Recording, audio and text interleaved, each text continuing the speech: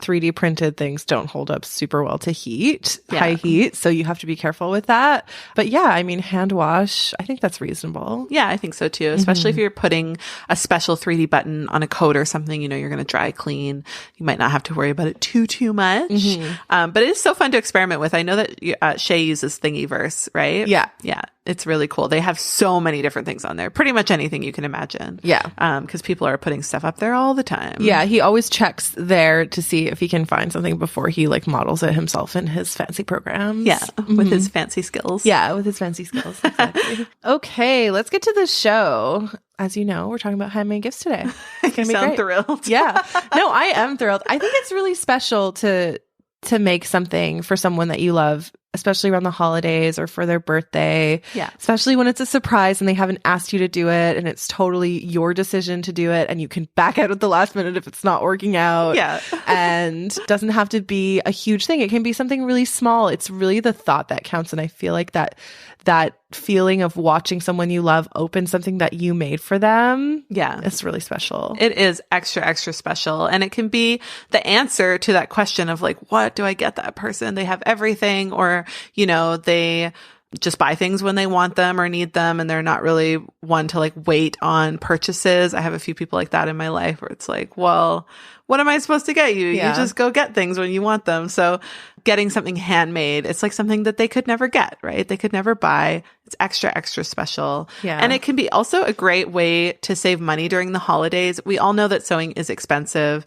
and that it's not necessarily cheaper to make your own things versus buying them. But when it comes to handmade gifts, if you're using fabric that's left over from other projects and you're using free patterns or you're making up your own patterns, you can actually make things very affordably that could be cheaper than if you went out and tried to buy somebody a gift.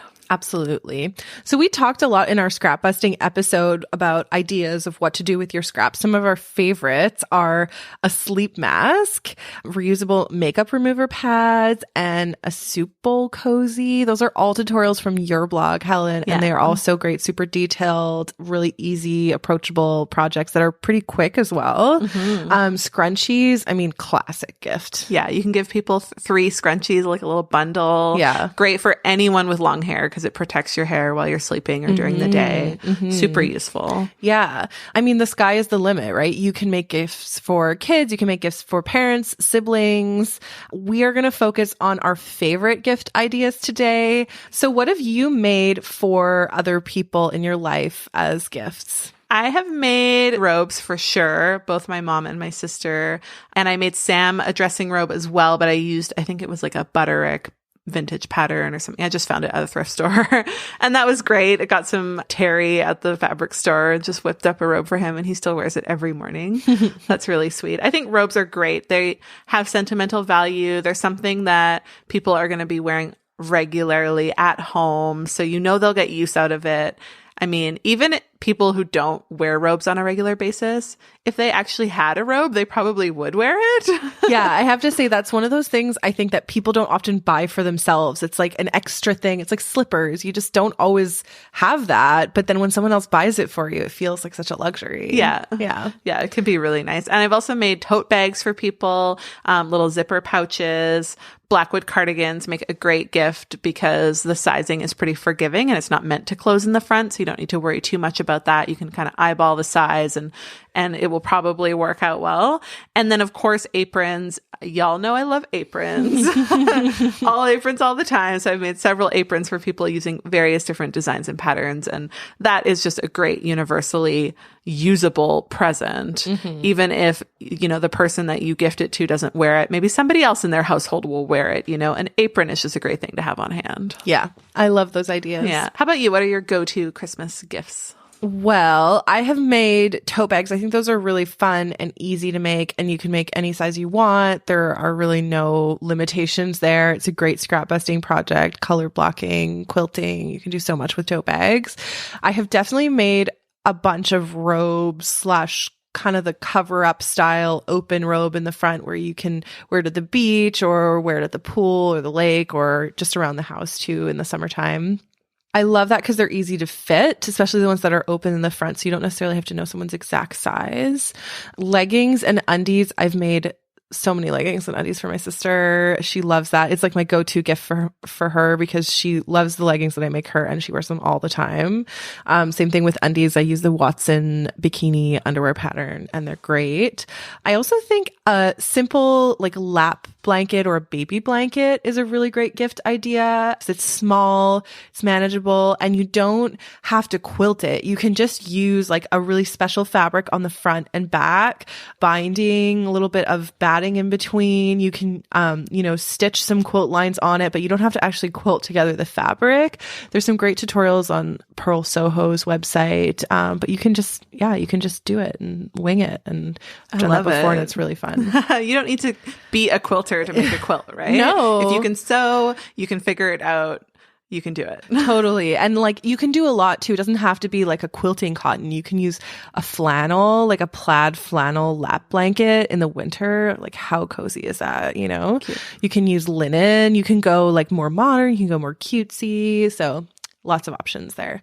So those are things that we've made in the past, but we have many, many ideas. So we're going to round up our favorites today. Yes. So if you want to make garments, I think choosing a pattern or an idea concept that was going to be easy to fit, unless you're planning on doing some kind of fitting with the person, or maybe if you live with the person, you have the opportunity to go in their closet and see what sizes they wear, maybe even steal one of their garments temporarily so you can have it on hand to compare with your size chart. Those are options if you're a bit closer with somebody. But if you're, across the coast or the country from somebody, then you're definitely going to want to make something that's easy to fit and maybe something seasonal as well. So of course, we already talked about how much we love robes, but there are lots of other loungewear things like pajama pants or pajama shorts or a whole pajama set. Yeah. So Closet Case Patterns has the Carolyn pajamas, which is super cute. And there are a few different views with both shorts and full leg options. Also, you can do the piping option for that set. So really cute opportunity to sort of mix fabrics and colors. Thread Theory has a great PJ bottom, which looks super comfy. I also love the idea of kind of mix and matching your own favorite like loungewear patterns. So I'm thinking like Virginia leggings or Hudson pants, and then paired with like a Linden sweater or I don't know, something else, some other kind of cozy sweater. Even an Elliot would be amazing as a set. Make it in like a matching French terry, and then it's like a cozy loungewear outfit for your favorite person. Yeah, it's true. I think knit loungewear is my preferred loungewear. That's what I always go to when I'm, lying around at home. Yeah. Lying around. There's also the Laja dressing gown by Named. It has a 2-in-1 dressing gown. So it's a really, really great option if you're thinking of making a robe for anyone in your life. I really love that option. And there's tons of tutorials online for robes and cover-ups, just a series of rectangles. If you don't want to buy a pattern, there's so many tutes online for that. So check those out.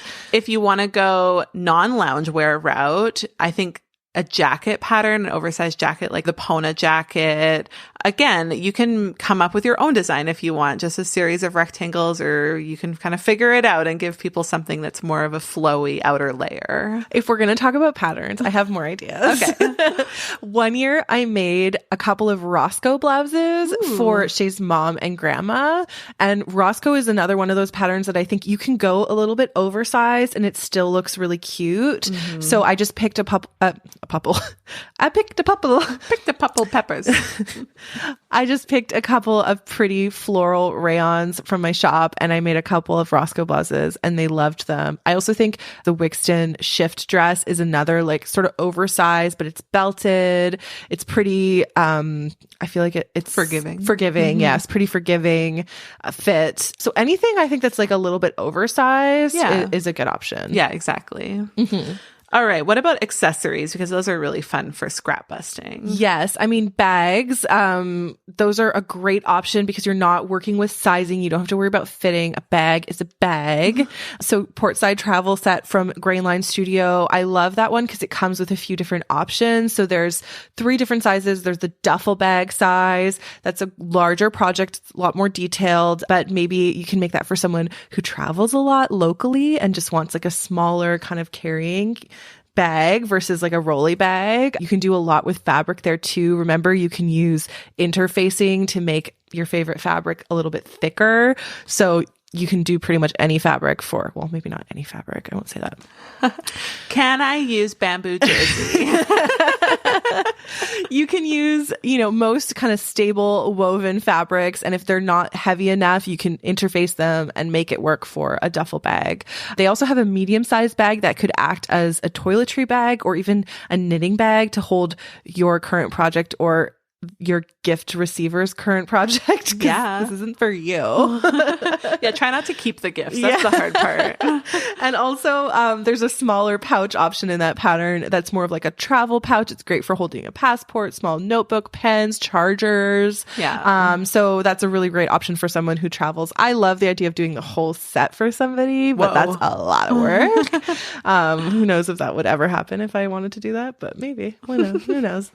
There's also the Oberlin tote bag by Klume House, which is a heavy duty tote that has leather straps. And you can carry a lot with that bag. And it's super, super pretty and cute, especially if you go and get the actual leather for the straps. That can look really professional. Yeah. And the Costa tote, which is your free pattern, and it's beautiful in a canvas. It's another great scrap buster. It's kind of a lighter weight tote that's great for market shopping, grocery store, like a carry-all type thing. Yeah. And if you sign up for Helen's newsletter, you'll get it for free. That's right. But I love the idea of color blocking also for the Oberlin tote or your Costa tote. I think like color blocking, like the bottom with like a wax canvas and the top with like a regular canvas. Yeah. Or using your denim scraps combined with wax canvas. Ooh, yeah. You can have a lot of fun with different prints. I think that Anna from Noodlehead, we had her on our show a while back, but she designs all sorts of bag patterns. Another great place to go look for options. But I just love the way that she combines different prints and textures and fabrics, and you can use all of these different things you have lying around. Absolutely. And then what about a yoga mat bag for the yogi in your life? So I think Threads magazine has a free pattern for that. Again, that's another one of those ones. If you go on Pinterest or just Google, there's lots of free yoga mat bag patterns out there. Yeah. That's a really fun one to make. I made a yoga mat bag a while back and I use it all the time. I love it. Oh, nice. Dop kits or zipper pouches. Yes. Tons of patterns out there for that. That's a great gift. It's small, compact. That's one of those ones you can make like the night before and totally get away with it. Or like assembly line and make 10. Oh, yeah. For everyone. Love it. Great gift for kids and teenagers too, because they need those for, when they go to school as like a pencil kit or a little makeup pouch or, a little bag for their toys. My little niece is obsessed with putting things in bags. So a bag is like the ultimate gift. Okay. What about a fanny pack? Yes. Those are cool now, right? I love this idea. They are so cool now. And that is a really fun project. It has a lot of detail. I think it would be really fun for you to actually make it an interesting learning experience as well, because it's like a lot of little small pieces. Yeah. So that could be really fun. We have a couple in mind. The Fennel Fanny Pack by Sarah Kirsten. Super cute. And then also the Poos Pouch by Maeve Make. So we're going to link them both in the show notes. They're both really awesome. I love how you said that. It's so enthusiastic. The Poos Pouch. The Poos Pouch. It sounds like a dirty word, but it's not. It's not. The Poos Pouch. I love it. You can also make a wallet. This is an awesome gift idea. Thread Theory has a few smaller size wallet patterns that are great for holding just like cards or a small amount of cash. But I love the idea of making a little wallet or even a little coin purse. Yeah. I mean, wax canvas would be really fun for a wallet. Again, like a stable denim or canvas. But I was thinking you could even use a boiled wool to make kind of like a soft wallet. Ooh. I've seen some at craft fairs where like all the edges are raw and you're basically just stacking rectangles up until you get the pockets that you want, sewing them together, putting a snap on, and they kind of have a soft feel to them, but they have all those pockets there. Yeah. So my recommendation, fabric lady over here talking, look for boiled wool that's thick and stable, because some boiled wools will be drapier and lighter weight. So like the boiled wool in viscose that's a Blackbird right now would not work for that. But if you go for like a boiled wool that's like a little heftier, or even a felt, Like a Melton. Like you can buy like a Melton or a felt even at Michael's and use that. True. Yeah. So true. Also aprons. We already talked about my love of aprons. The dogwood apron that we have in my shop right now that we just came out with, the collaboration between us and Alina at Dogwood Denim, I think is just a great gift for any maker, whether it's woodworking or cooking or gardening or pottery, or anything really, because you need to protect that area of your body and also have all your tools on hand.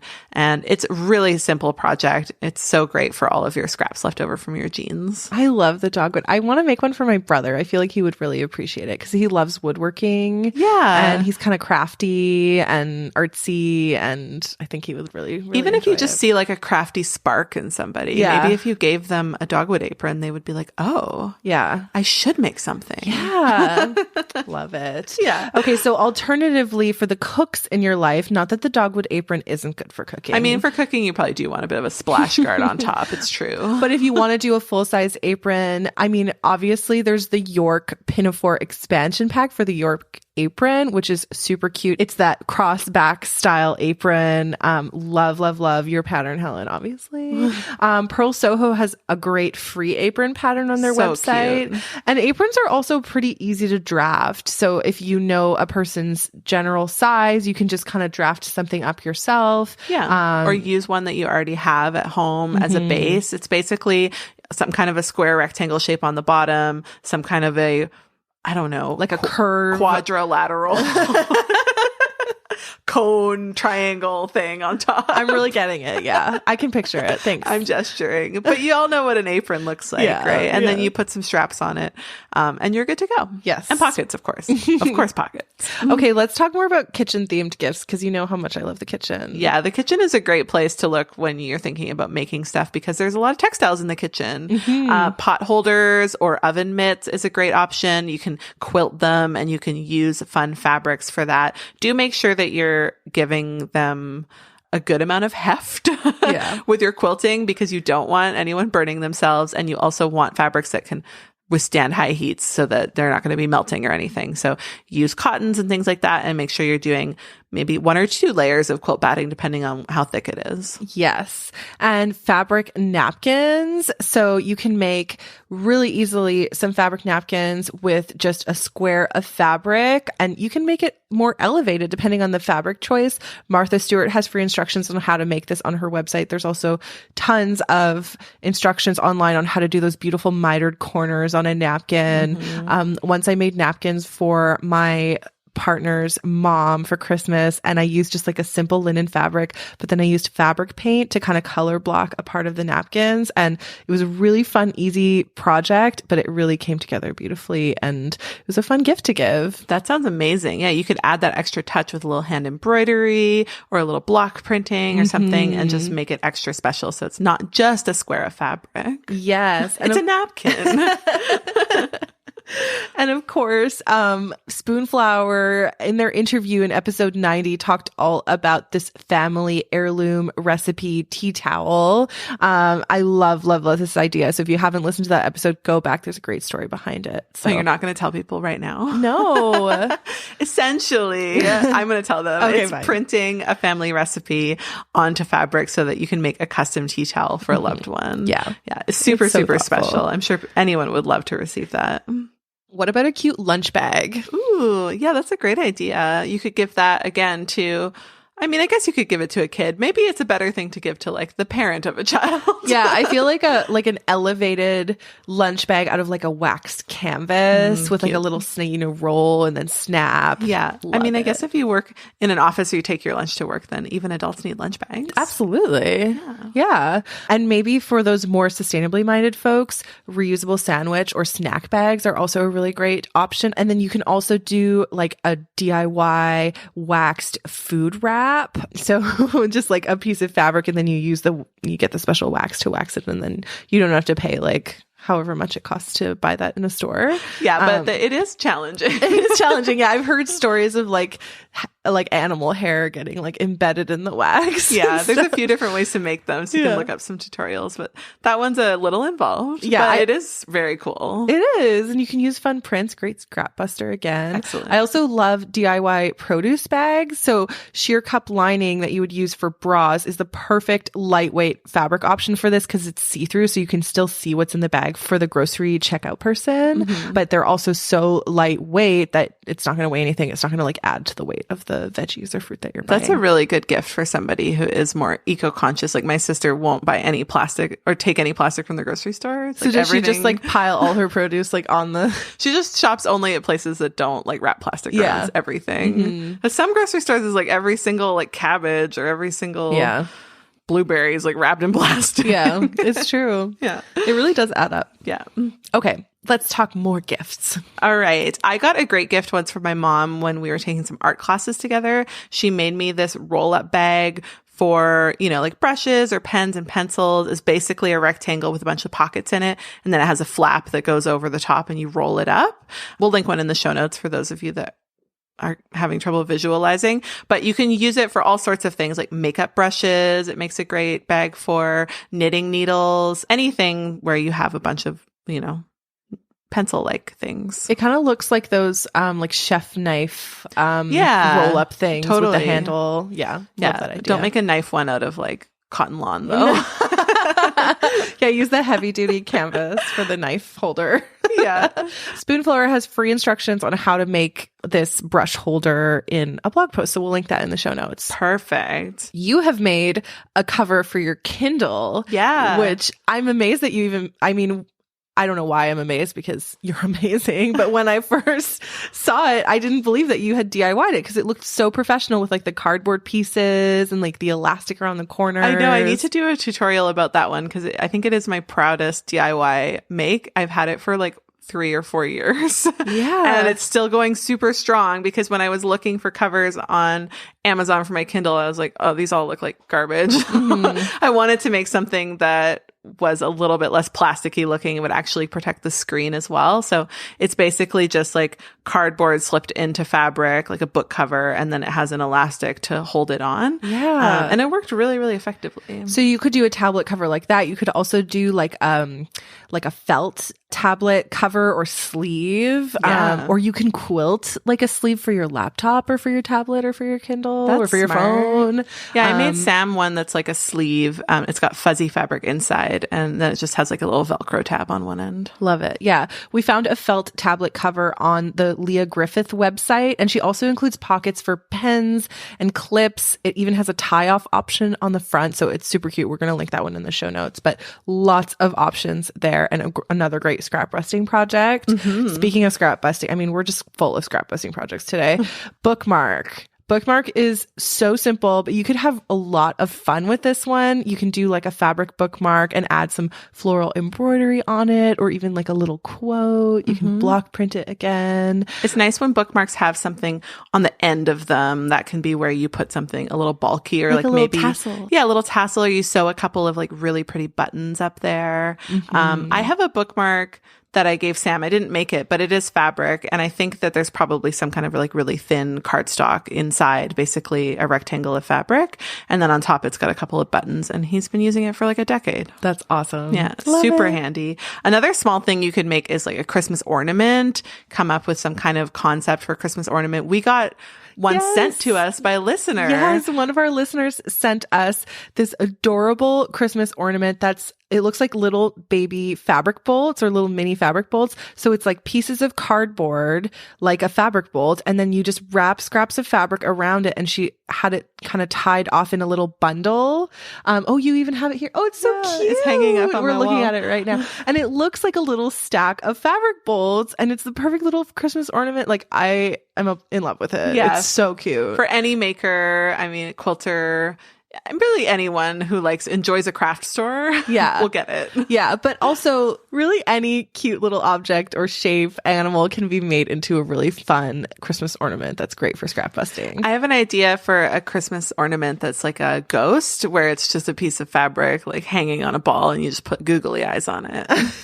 So really cute. A Halloween themed Christmas ornament. Look, we get a little eclectic with our Christmas decorations. I love it. I'm just saying, you don't have to get fancy here. No, you really don't. I think that sounds really fun. Yeah. All right. I love this next idea. This one Melanie put in here for us, and I think it's so smart. Giving a kit to make your own DIY something. Specifically, she suggested here a scrunchie kit. So if there are other members in your family or your friend circle that want to learn how to sew or are crafty and really enjoy making their own things, you could give them their own kit for how to make something and include things like pre-cut fabric, notions, like if it's a scrunchie kit, you could use elastic, a safety pin, and a little instruction card that you could design yourself or download off the internet. And we have included some links to YouTube tutorials too, where you can figure out how to go about doing this. But I love this idea. I love it too. It's so, so cute. Yeah.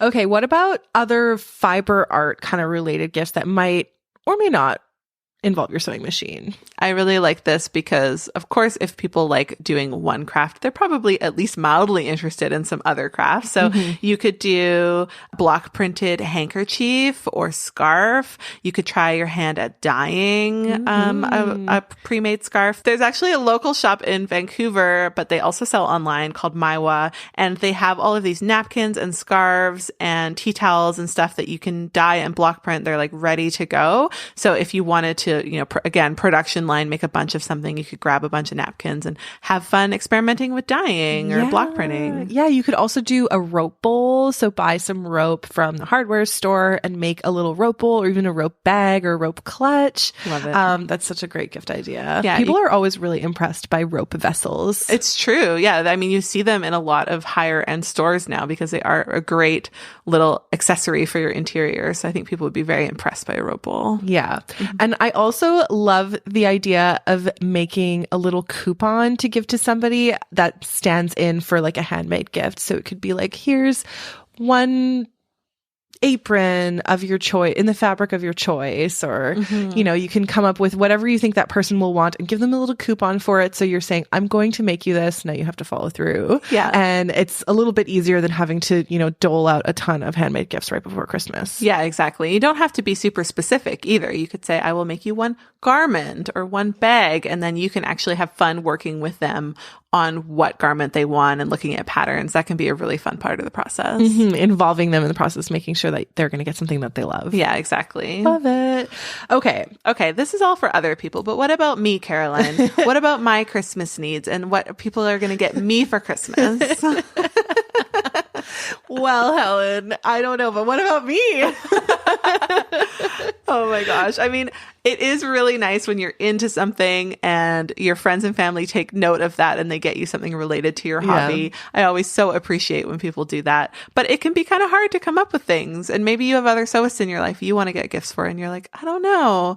What should I get them? So we have some ideas for you. Yeah. And then you can send this episode to your friend or family member and give them a timestamp. And then they'll just start listening right now. Hello, friends. And learn about all the great gifts they can get you for Christmas. Yeah. So what would be some gifts that you would like to receive as a sewist? Oh, personally, I am really in love with all of Merchant and Mill's cute little kind of accessory items that they sell. They have really beautiful packaging. It really feels extra special and high quality. And I think it just would make a wonderful gift for a sewist because it's something that maybe isn't, what they would invest in right off the bat, but it's one of those things that you can kind of get down the line as like an upgrade. I love They that. have tons of like special kinds of pins or little kits for bags or patterns. They have this really adorable travel sewing kit, but really nice, like not a dollar store one. It's like really, really beautiful materials and in this little aluminum tin that you can keep in your bag. Like they do such a good job with sewing gifts. So love Merchant and Mills.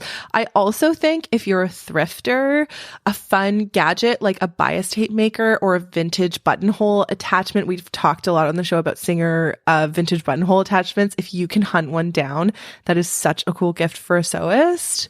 I also personally would love like a sewing or like, I don't know, girl power themed print for my sewing room. That does sound like something you would love. Yeah, some kind of like fun artwork that would work well in my sewing space. I feel like that would be a really fun gift for a sewist, aka me.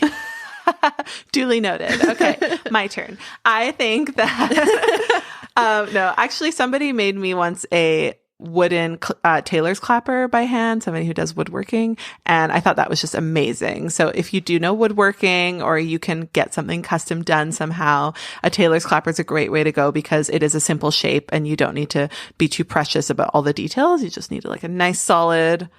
Oh, Caroline's pointing. It made me think of something.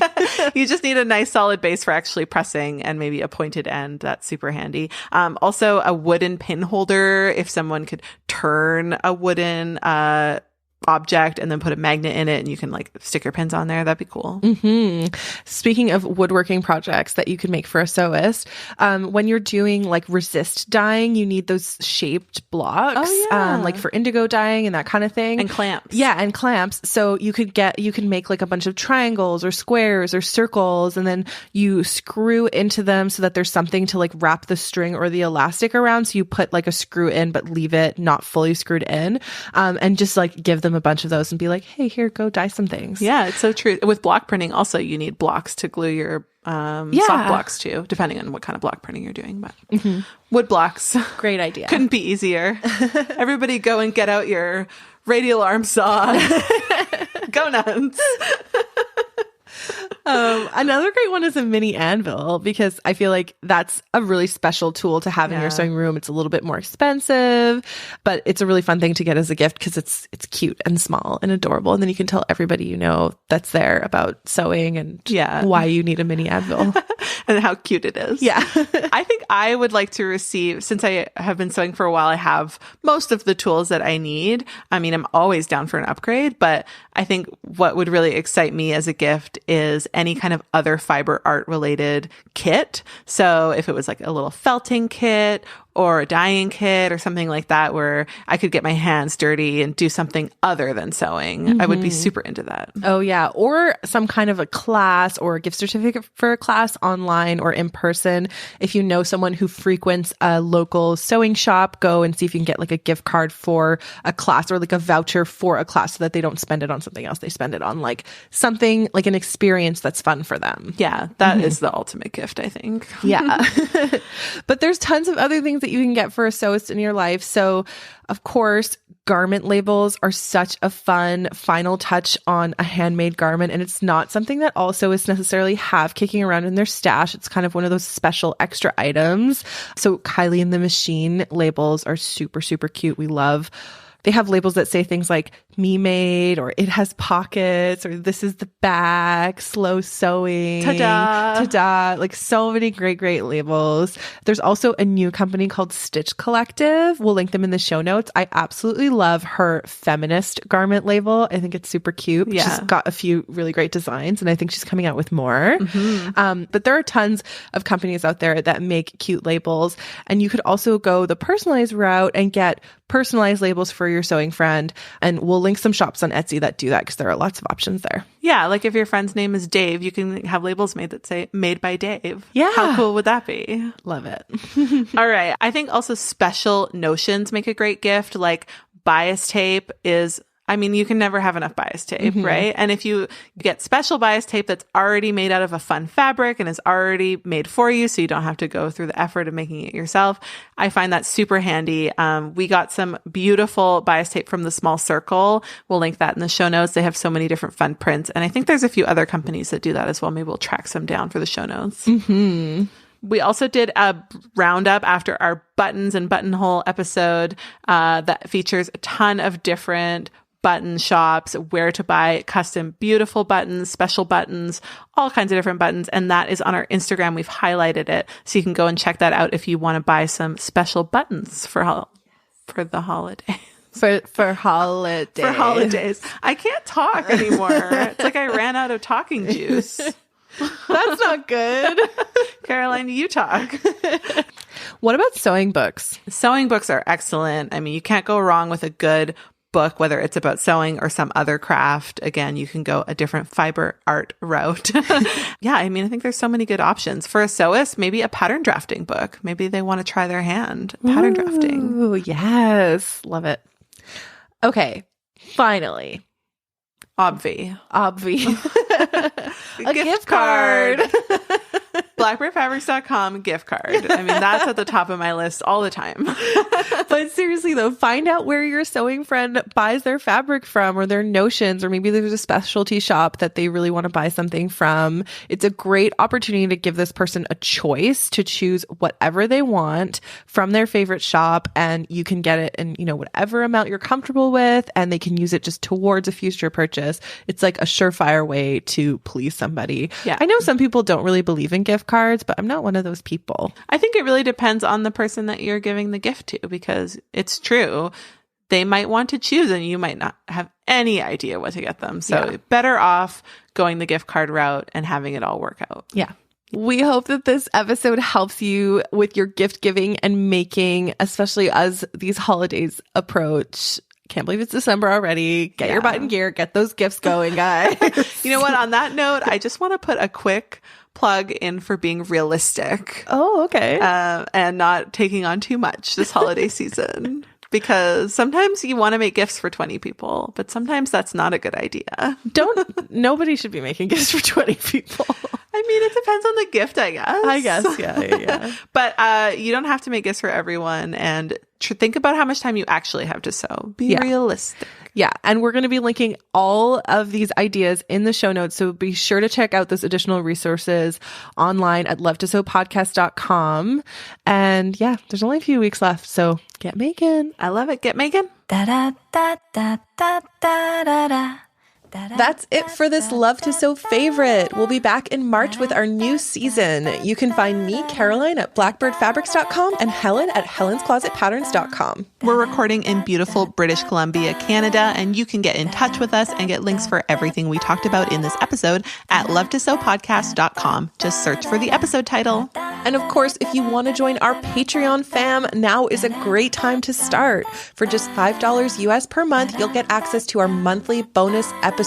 For $10 US per month, you'll get a 15% discount code for Blackbird Fabrics and Helen's Closet, plus a bonus mini-sode. Go to patreon.com/love-to-sew for more info. Thanks to our amazing podcast team, and thank you all so much for listening. We will talk to you soon. Bye. Bye-bye.